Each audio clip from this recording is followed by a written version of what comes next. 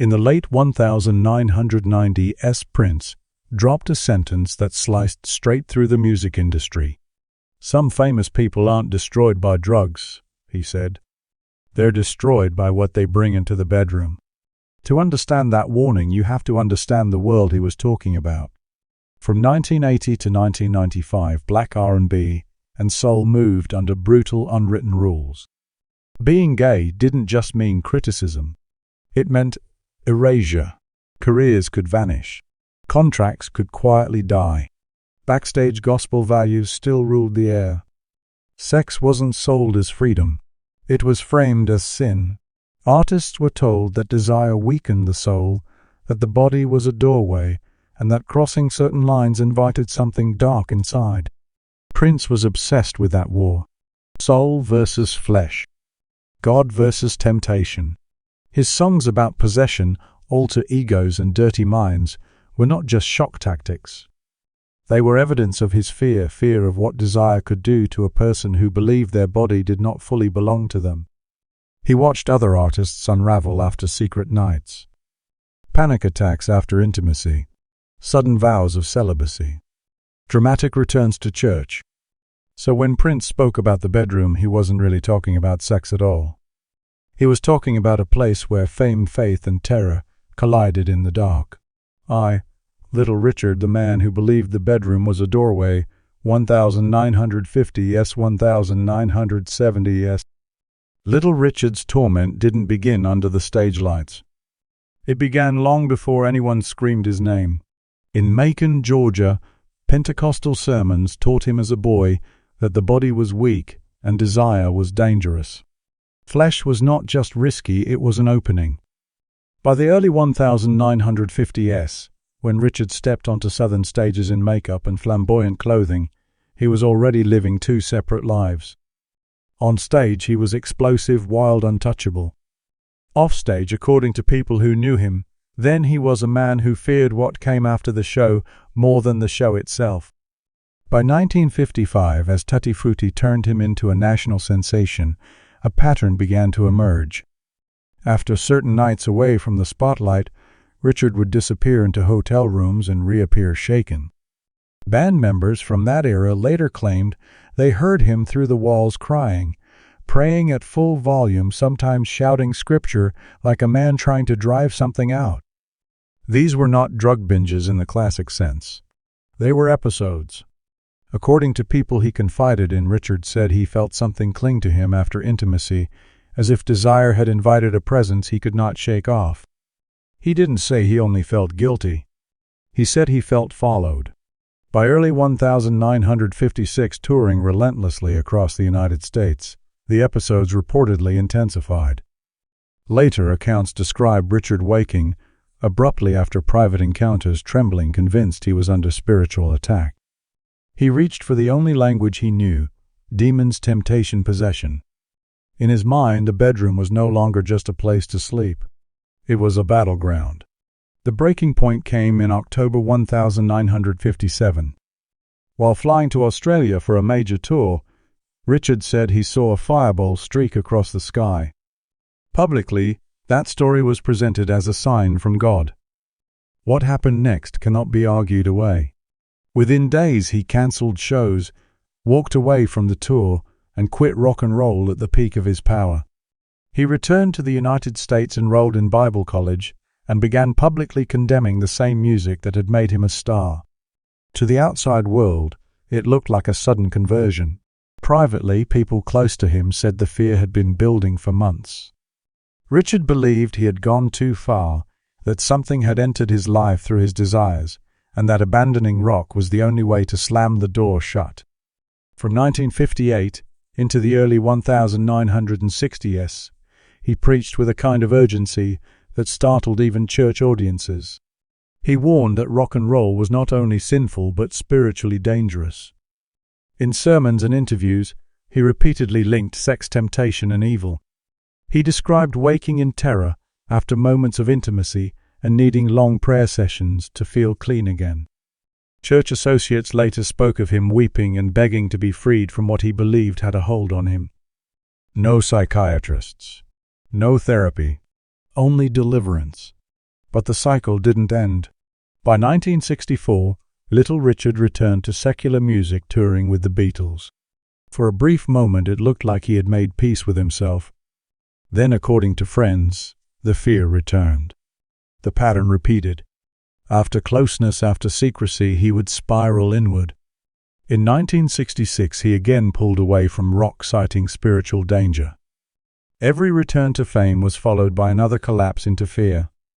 In 1970, Richard began speaking publicly about being gay, then just as suddenly took it back. The back and forth confused the public. To those who knew him, it was familiar. Desire pulled him one way. Faith dragged him back the other. Around 1971, he told interviewers he felt attacked after sexual activity using explicit spiritual language. He said something took control of him. He did not present it as a metaphor. He believed it. By 1977, the cycle reached its most extreme point. Richard walked away from secular performance again and returned fully to evangelical preaching. He described sex as almost destroying his soul. People around him said that choice followed another series of breakdowns after private relationships. Once again, survival to him meant running. Years later, Prince would talk about Little Richard with a strange mix of reverence and dread. He reportedly described Richard as a man torn in half in the bedroom. Prince did not accuse him of being weak. He saw someone crushed by an era where being gay meant believing your own body could betray God, where church doctrine framed desire as invasion, and where there was no language for trauma that wasn't spiritual. Little Richard lived a long life, but he lived it haunted by the belief that intimacy opened a door he was never meant to walk through. For him, the stage was dangerous. Fame was dangerous. But the most dangerous place of all was the room where the lights went out, the applause faded, and the war between flesh and faith started all over again. Marvin Gaye, Fear After Intimacy, Faith and a Man Who Believed He Was Being Watched, 1978, 1984. By the late 1970, Marvin Gaye was no longer the smooth, unshakable symbol of romantic confidence the public thought they knew. Between 1978 and 1984, the man behind Let's Get It On lived in a constant state of psychological and spiritual siege.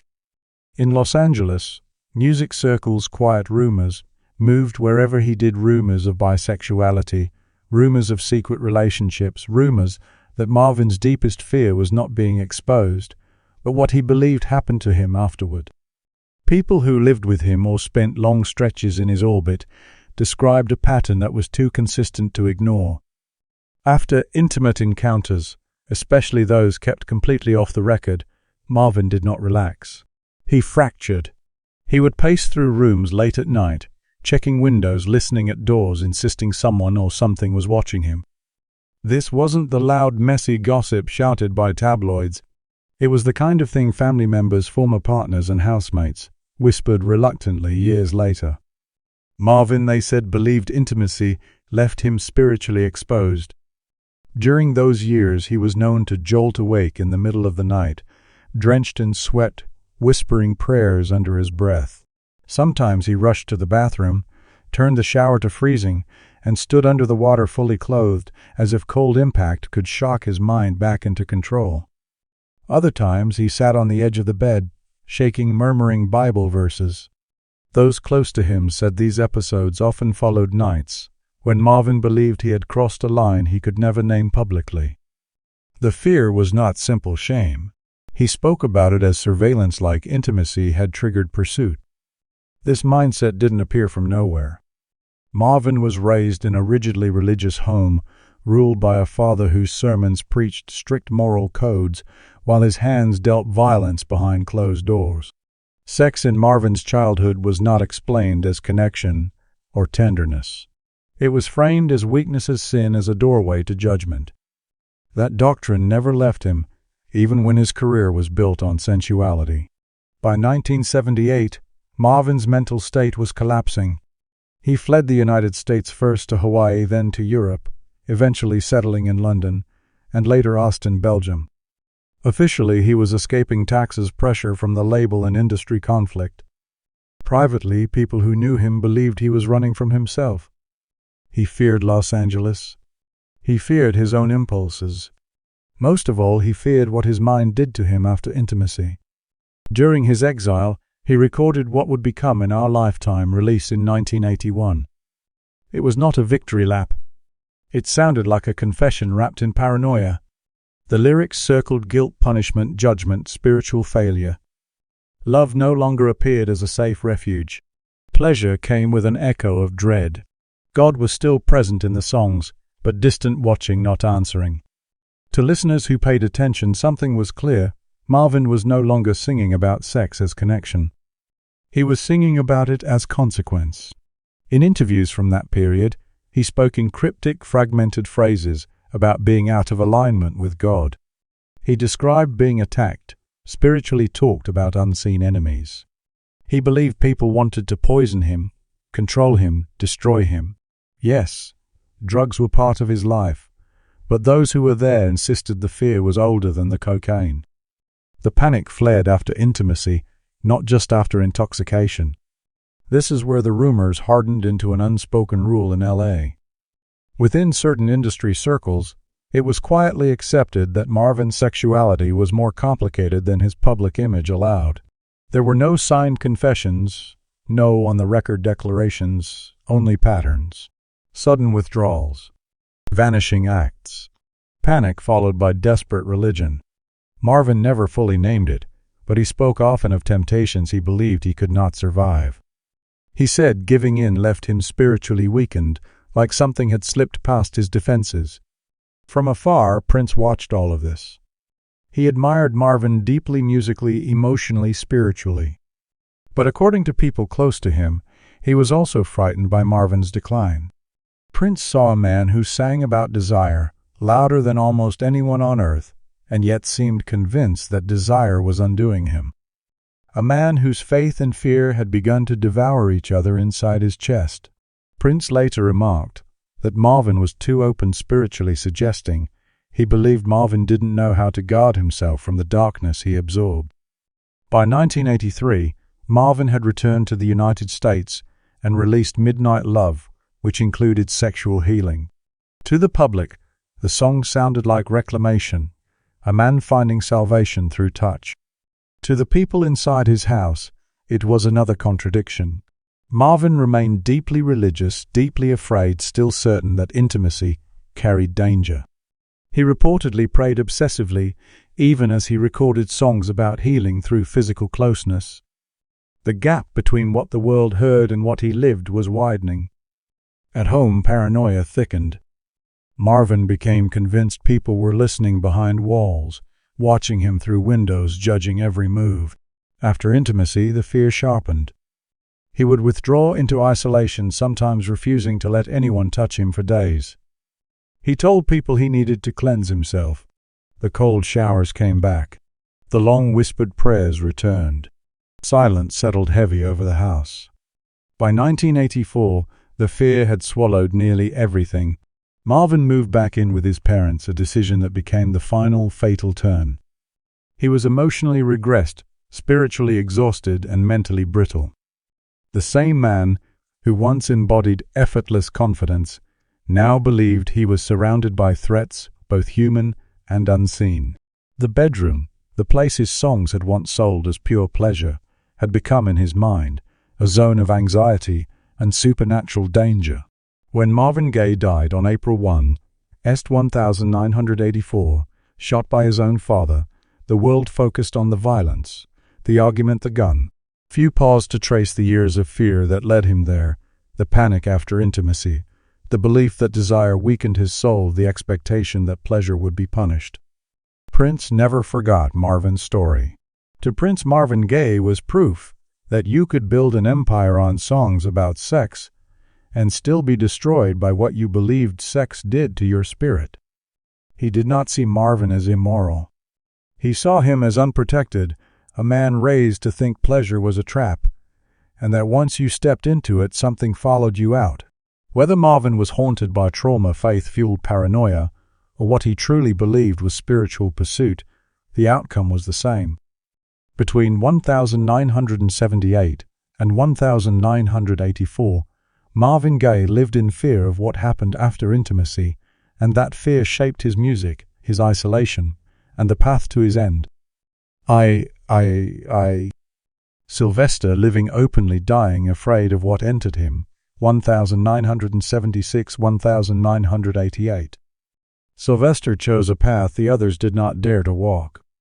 By 1976, he was openly gay, visibly gender non-conforming and unapologetic on stage.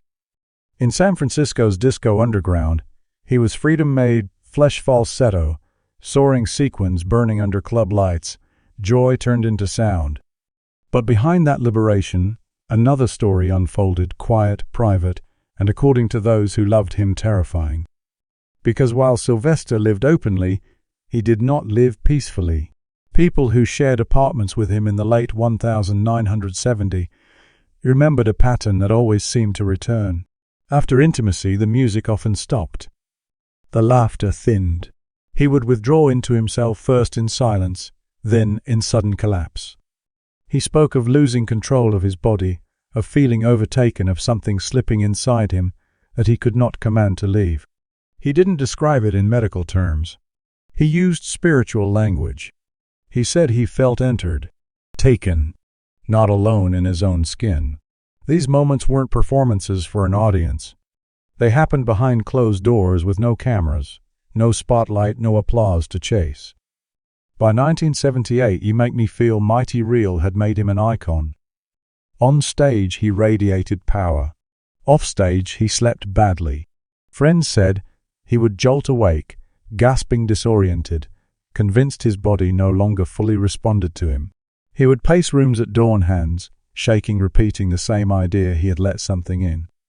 Not just regret, not just shame, invasion. Sylvester had been raised with church language, even if he later walked away from the institution. The vocabulary never left him. Desire had been framed as vulnerability, intimacy as exposure. When he spoke about fear, he didn't say, "I'm guilty." He said, "I'm porous." By 1980, the fear had sharpened. San Francisco was changing. Rumors of a new sickness drifted through clubs and neighborhoods. Men were getting sick. No one knew why. No one knew how. Funerals multiplied. Faces began to vanish from familiar spaces. Sylvester listened to all of it, and he internalized every word. Friends later said he began to fuse physical danger and spiritual terror into one feeling. Intimacy was no longer just risky. It felt contaminated, spiritually and physically blurring into a single dread. He started having panic episodes after closeness. He would wake in the middle of the night, convinced his body was no longer obeying him, as if he'd been pushed into the passenger seat of his own life. He talked about feeling watched from the inside. Sometimes he prayed. Sometimes he sat under cold water, trembling, trying to reset himself. Sometimes he simply cried until he collapsed from exhaustion. That was the brutal paradox. Sylvester lived loudly in a world that demanded silence from people like him. He was praised for being visible while privately fearing what visibility seemed to invite. By 1982, AID was no longer an unnamed rumor. It had an acronym, a shape, a set of symptoms no one could stop. Communities were gutted. Lovers vanished. The fear that had once been vague suddenly had a focus. Sylvester was diagnosed HIV positive in 1984. Those close to him said the news didn't shock him. It confirmed what he had long believed, that intimacy had cost him control. After the diagnosis, the episodes worsened. Friends described him waking in terror, convinced his body was betraying him from the inside. He spoke about not being the one driving anymore. He said something else had taken over. Whether that something was trauma, illness, medication, or fear itself didn't matter to him. The experience of losing agency was real. Prince noticed. He admired Sylvester's courage, his flamboyance, his refusal to hide. But he also saw the toll. According to people around him, Prince once said Sylvester was the one who lived the truth, and paid the highest mental price. For Prince Sylvester proved that openness did not equal safety and that freedom did not guarantee peace. In 1985, Sylvester kept performing even as his health faltered. The stage was both refuge and strain. He could still give everything to an audience, then walk off into a night filled with fear. Intimacy became rare and terrifying. He talked about wanting connection but fearing what connection seemed to do to him. He felt split: the joy he offered the world on stage, the terror he carried home afterward. By 1987, his condition deteriorated quickly. Panic episodes became frequent. He spoke more and more about being ridden, drained, taken over, not by horror movie demons, but by a force he felt he couldn't resist. Illness stripped him of control, and the language of possession stepped in to explain what he had no words for. Sylvester died on December 16, 1988. Publicly, he was celebrated as a disco legend, a pioneer, a symbol of queer freedom. Privately, those who knew him remembered a man who feared intimacy, not because he was ashamed of himself, but because he believed intimacy erased him. He didn't believe sex was sinful. He believed it made him vulnerable to disappearance. To Prince, Sylvester wasn't tragic for being gay. He was tragic for being unprotected in a world that demanded bravery from him, but offered almost no safety in return. Living truthfully didn't erase decades of fear, doctrine, and loss. It exposed all of it. Sylvester dared to be real, and in an era of death, silence, and mass grief, reality came with a brutal psychological cost. IV. Billy Preston arrests hidden rooms, and the belief that intimacy opened the door. 1984–1990. By 1984, Billy Preston's legend was already carved into music history. He was the smiling prodigy who played with the Beatles, the church-trained virtuoso whose hands could lift a room in a single run. But behind the legacy, the fractures were starting to show. People close to him described a man collapsing inward, gripped by the belief that something unseen was steering his life. What happened between 1984 and 1990 wasn't a sudden crash. It was a slow unraveling. Arrests, secrets, and a growing conviction that intimacy itself had become a spiritual trap. Billy's upbringing shaped everything. Raised within a strict gospel environment, he learned early that music was sacred and that the body was suspect. Desire was never neutral. It was controlled or condemned. As fame grew, that belief didn't fade. It burrowed deeper. By the early 1980s, those around him noticed Billy talking less about success and more about influence, only he didn't mean influence as power. He meant influence as intrusion. He began telling confidants he felt handled, pushed, moved by forces he could not name. Then came the case that shattered the image. In 1984, Billy Preston was arrested and later convicted of sexually assaulting a teenage boy. The conviction shocked the industry. It exposed a private life he had guarded aggressively. He pled guilty and served time. Publicly, the story was framed as crime and scandal. Privately, according to some who knew him, Billy himself framed the event in more complicated terms. He did not deny responsibility, but he talked about being overtaken, drawn into acts he believed were not entirely his own. This is where rumors solidified. Acquaintances from that period say Billy began using spiritual language to describe what had happened. He spoke about being pushed towards secrecy, about private encounters, feeling guided by something dark.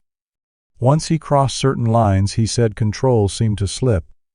He came to believe that hidden relationships were not just morally wrong but spiritually dangerous. He reportedly told people that secrecy itself was how the door opens. After his release, Billy retreated. He avoided interviews. He shrank his circles. Friends said he moved between intense prayer and intense paranoia. He talked about forces attached to him through his desires, not metaphorically but literally.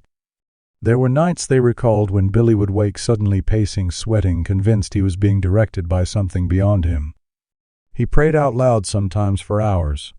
He spoke of needing to cleanse himself, needing protection, needing distance from whatever he believed was using him.